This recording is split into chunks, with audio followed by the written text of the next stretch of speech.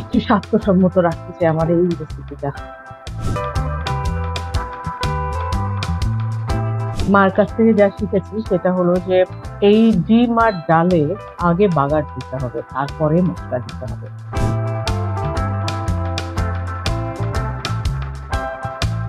খুব কড়া করে ডিমটা আমি ভাজবো না, ভাজলে যেটা হবে স্বাদটা নষ্ট হয়ে যাবে। হ্যালো, আসসালামু আলাইকুম, আমি নাজিন হাসান চুমকি। চুমকিতে আপনাদেরকে স্বাগত জানাই। চুমকি কি কি রান্না করছি সেটা আপনারা দেখার জন্য প্লিজ চুমকির চোখ রাখবেন। ডাল, বুটের ডাল। বুটের ডাল দিয়ে আমরা কি কি রান্না করি? মুরগির মাংস, খাসির মাংস, গরুর মাংস, ডাল ভুনা, ডাল চচ্চড়ি, ডাল ভর্তা, ডাল মাংসের তেল দিয়ে রান্না করি, তাই না? কত কিছু রান্না করি। ডিম দিয়েও কিন্তু আমাদের বাড়িতে রান্না হয়, আশা করি আপনাদের বাড়িতেও রান্না হয়। কিন্তু চুমকির বাড়িতে বা চুমকির মা কিভাবে রান্না করে সেই রান্নাটা আজ আপনাদের সাথে শেয়ার করে নিব। বুটের ডাল নিয়েছি 1 কাপ, একটু উঁচা করে, এবং এটা আমি প্রায় 1.5 ঘন্টা মতো ভিজিয়ে রেখেছিলাম, ধুয়ে তুলে নিয়ে এসেছি। ডিম নিয়েছি 4টা। মশলা কিন্তু ভাই খুবই কম লাগে, আর সেগুলো কি কি? পেঁয়াজ, রসুন, আদা বাটা, জিরার গুঁড়া, হলুদের গুঁড়া, আর লাগবে কাঁচামরিচ, তেজপাতা, গরম মশলা লাগবে ছোট এলাচ, দারচিনি, লবঙ্গ, গোলমরিচ। আর পুরো রান্না আমি করব সরিষার তেলে, সয়াবিন তেলেও অনায়াসে সম্ভব, কোনো রকম দ্বিধা নেই। এখন যেটা করব, আমি এই 1 কাপ উঁচা উঁচা করা ডাল মাখিয়ে প্রেসার কুকারে চাপিয়ে দেবো। আপনারা চাইলে হাতে সময় থাকলে অবশ্যই কড়াইতেও সেটা সিদ্ধ করে নিতে পারবেন, কিন্তু সিদ্ধ করার জন্য আমি প্রেসার কুকারটা আমি দেবো। ডিমের সাথে দেখা হবে অনেক পরে, আগে ডাল নিয়ে কারবার। ডালটা মোটামুটি সিদ্ধ করার পরে ডিমের সাথে সৌজন্য সাক্ষাৎ না, একেবারে পুরোপুরি সাক্ষাৎ করব। 1 চা চামচ লবণ দিয়ে দিলাম, দিচ্ছি 1/2 চা চামচ হলুদ, 4টা, 5টা, 6টা, 7টা, 8টা, 8টা ছোট ছোট রসুন, তো তাই 8টা দিলাম। বড় রসুন হলে অবশ্যই 3টা দিলেই হয়ে যাবে। আচ্ছা, পেঁয়াজ, পেঁয়াজটাকে আমি যেটা করব, একটু বড় বড় টুকরো করে জাস্ট 4 ভাগ করে দিয়ে দিব আপাতত। একটা একটাই দিব, বেশি দিব না, তাহলে মিষ্টি মিষ্টি লাগবে। কাঁচামরিচ আমি এখানে 3টা 2 ভাগ করে জাস্ট দিয়ে দিচ্ছি।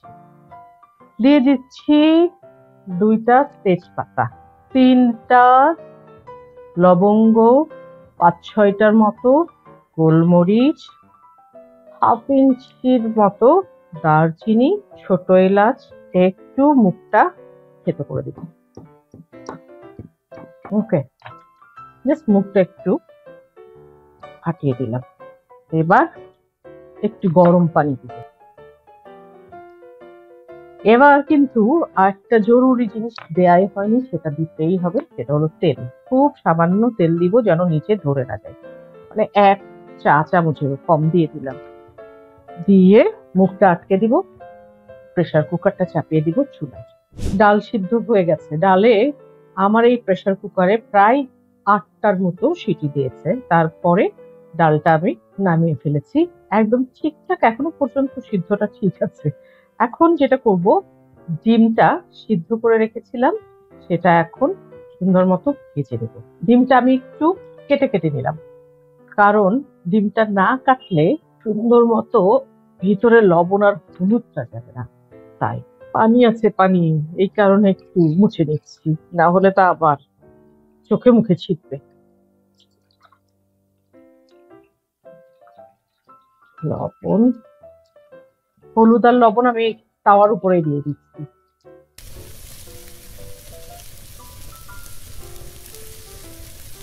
খুব কড়া করে ডিমটা আমি ভাজবো না, ভাজলে যেটা হবে স্বাদটা নষ্ট হয়ে যাবে, তাই এখনই নামিয়ে ফেলবো। এই যে ফ্রাই কিন্তু হয়ে গেছে, এই যে হালকা আছেই কিন্তু হয়ে গেল। আর পাশাপাশি আমি কড়াইতে ঢেলে নিচ্ছি সিদ্ধ করা বুটের ডালটা। 8টা সিটি, কিন্তু ডাল আস্তে আস্তে আছে। একটু দেখিয়ে দিই আপনাদেরকে কি পরিমাণ সিদ্ধ হয়েছে। একদম সিদ্ধ হয়ে গেছে, 2% মতো বাকি আছে, সেই 2% সিদ্ধ হবে এখন। পানি দিব, ডিম দিব, একটু মশলা দিব, বাগার দিব, সবকিছু মিলিয়ে এখনই হয়ে যাবে। এটা নামিয়ে ফেলবো। উঠিয়ে দিব ডাল, আর ডালের মধ্যে আমি যেটা করব, পানি দিতে হবে। পানি দিয়ে তারপরে আমি গরম পানি দিয়ে দিচ্ছি। এবার এটা জালটা বাড়িয়ে দিব, কারণ বেশি সিদ্ধ হওয়ার ঝামেলা নেই। এখন ঝটপট এটাকে ঝাল লবণ দেখতে হবে, দেখে এটাকে নামিয়ে ফেলতে হবে, ডিম দিয়ে দিতে হবে। তাই জাল বাড়িয়ে দিলাম, ঝটপট রান্না হয়ে যাবে।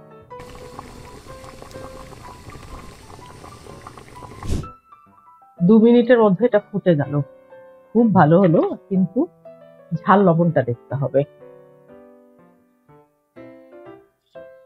ওকে, লবণ লাগবে, মরিচ দিতে হবে। লবণ আমি 1 চামচ তো অবশ্যই লাগবে, 4 চামচের 1 চামচ দিচ্ছি। দিয়ে দিচ্ছি 4টা কাঁচামরিচ, একদম ছিঁড়ে দিব যেন ঝালটা সুন্দর মতো ভিতরে চলে যায়। তার আগে যেটা করতে চাই, ডিমটা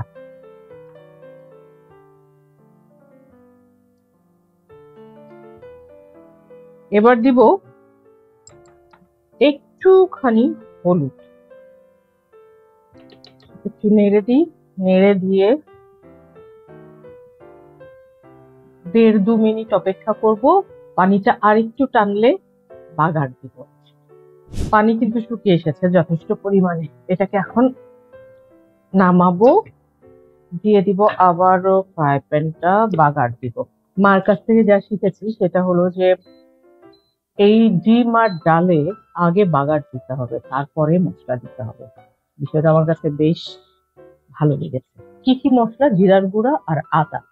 আদা আর জিরার গুঁড়ার স্মেলটা সুন্দর মতো পাওয়া যাবে। তেল দিচ্ছি 1 টেবিল চামচের মতো। এই তেলে যেটা দিব, 5টার মতো কুচানো রসুন, একটা ছোট পেঁয়াজের অর্ধেকটা, হ্যাঁ একই সাথে দিয়ে দিই, হয়ে যাবে।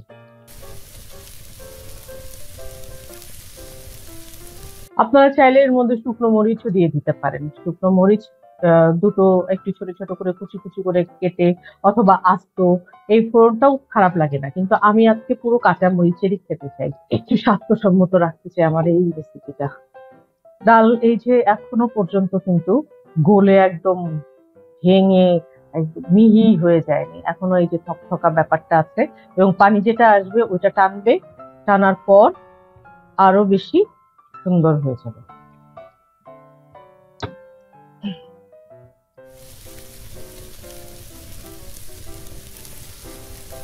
জাল একদম কমিয়ে দিলাম। এখন দিব 1/2 চা চামচ আদা বাটা আর 1/2 চা চামচ জিরার গুঁড়া।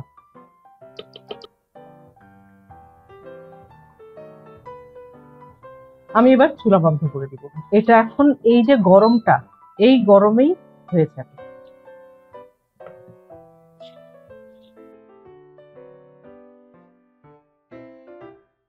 দুটো প্রোটিন একসাথে। মাছ মাংস যখন খেতে ইচ্ছা করবে না, তখন এইভাবে ডালের সাথে ডিম, একটা পারফেক্ট কম্বিনেশনের প্রোটিন আপনারা আরাম করে মজা করে পরিবারের সবাই মিলে খেতে পারবেন। আর তাই এই রেসিপিটা আপনাদের জন্য বানানো। সুস্থ থাকবেন, সুন্দর থাকবেন। এইরকম এইরকম এইরকম কম মশলায় মজার মজার রান্না আপনাদের সামনে নিয়ে আসার চেষ্টা করব। আপনারা কেমন লাগছে সেটা জানাবেন কমেন্ট বক্সে। আর হ্যাঁ, লাইক, শেয়ার এবং সাবস্ক্রাইব করে সুমফিজের সাথে থাকবেন। সবাই খুব ভালো থাকবেন, খুব আনন্দে থাকবেন। আমার খাওয়া দাওয়া করতে হবে, আমি এগুলো খাবো এবং বলবো আলহামদুলিল্লাহ।